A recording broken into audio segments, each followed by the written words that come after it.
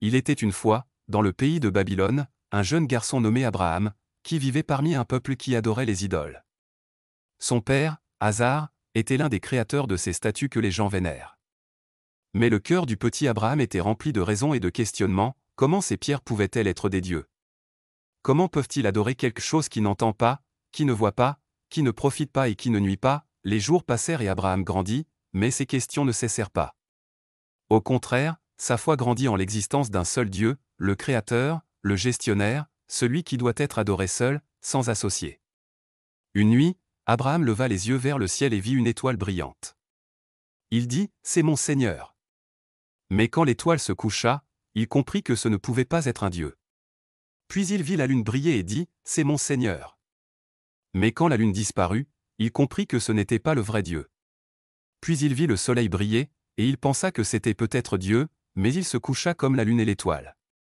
Ici Abraham a réalisé la vérité. En vérité, j'ai tourné ma face vers celui qui a créé les cieux et la terre, en inclinant vers la vérité, et je ne suis pas de ceux qui associent d'autres à Dieu.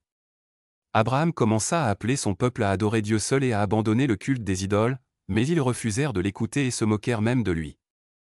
Même son père n'était pas convaincu, mais il s'est mis en colère contre lui et lui a dit, « Si tu n'arrêtes pas, je te lapiderai et je me laisserai tranquille pendant longtemps. » Ibrahim était triste, mais il ne désespérait pas un jour. Il décida de prouver à son peuple que leurs idoles ne valaient rien. Il attendit donc que tout le monde soit sorti pour célébrer leur fête, puis il entra dans le temple et brisa toutes les idoles à coups de hache, à l'exception de la plus grande. Il accrocha la hache à son cou et partit. Lorsque le peuple revint et vit ses idoles détruites, il se mit en colère et demanda, « Qui a fait cela à nos dieux ?»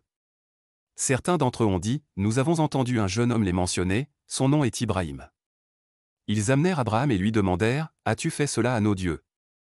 Il leur répondit intelligemment, « C'est plutôt leur chef qui l'a fait, alors demandez-leur s'ils peuvent parler. » Les gens furent choqués et regardèrent leurs idoles, puis ils comprirent dans leur cœur qu'ils ne parlaient pas et ne pouvaient rien faire, mais dans leur entêtement, ils refusèrent de reconnaître la vérité et rendirent leur jugement sévère, « Brûlez-le et soutenez vos dieux. » Ils allumèrent un grand feu, jusqu'à ce qu'il devienne une flamme insupportable, puis ils mirent Abraham dans une catapulte pour l'y précipiter.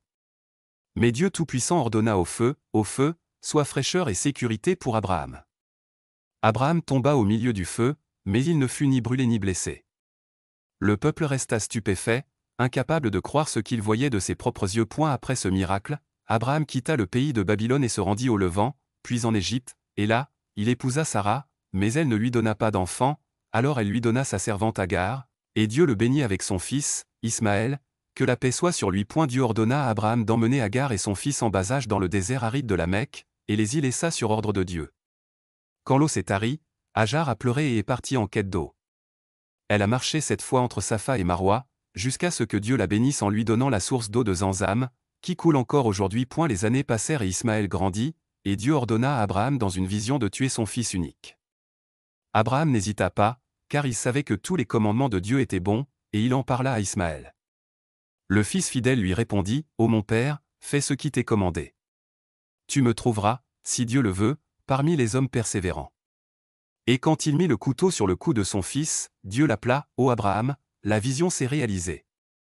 Dieu a racheté Ismaël avec un grand bélier, et cela est devenu une tradition pour les musulmans à l'occasion de l'Aïd el-Adha. Dans sa vieillesse, Dieu ordonna à Abraham et à son fils Ismaël de construire la sainte Kaaba. Ils transportèrent des pierres et élevèrent l'édifice en répétant, « Notre Seigneur, accepte de nous. En vérité, tu es l'Audien, l'Omniscient. » Ainsi, Abraham a vécu sa vie en appelant au monothéisme, jusqu'à ce que Dieu le reprenne, mais il est resté l'ami du tout miséricordieux, le Père des prophètes, et un exemple de constance dans la vérité et de foi sincère.